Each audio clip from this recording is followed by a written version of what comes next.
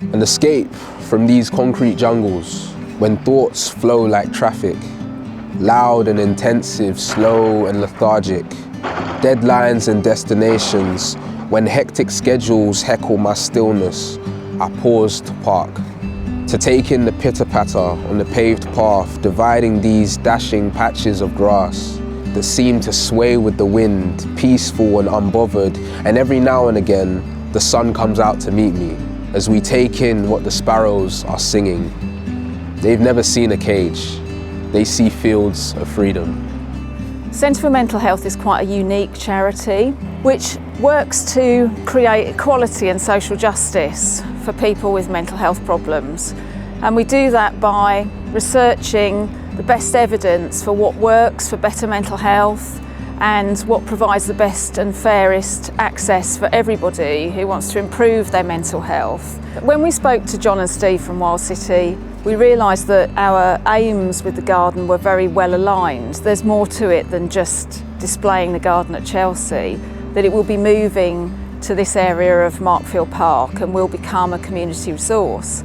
Our work looks for evidence of what improves people's mental health.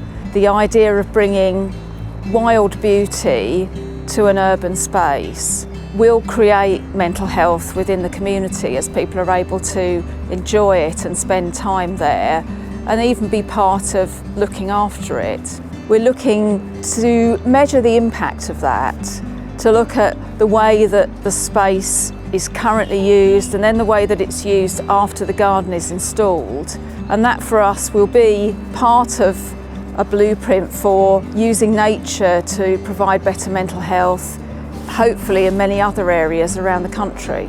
We've been really inspired by this kind of space specifically, and certainly Markfield Park, is that there's a lot of real inspiration you can get from the urban environment that you perhaps will get from more traditional notions of nature, whereas in the urban space we can see neglected spaces, brownfield areas where nature's sort of getting along without any real design or intent, but they can be the most beautiful spaces there are.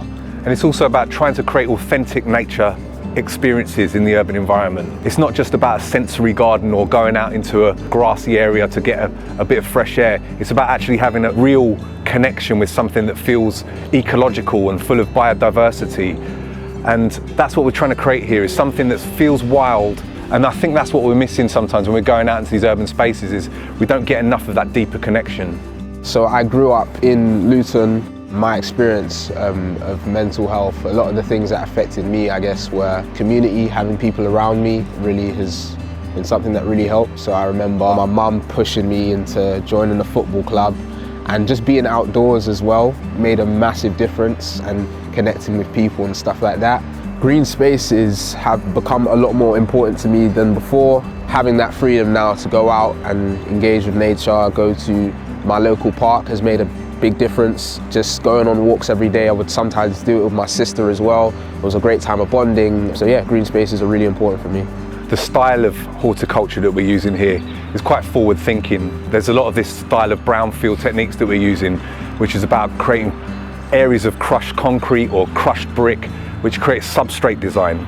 It creates an aspect that a lot of wildflowers can really flourish in.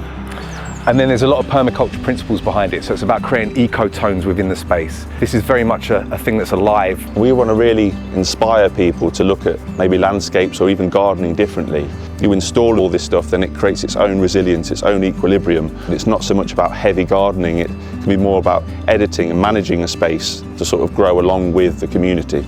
Being part of Chelsea will enable more people to know about the charity and to understand that our vision for a better future with mental health for all is quite multifactored. Well, what really resonated with us about Centre for Mental Health is the inclusivity aspect of their work and making sure that mental health is available for everyone.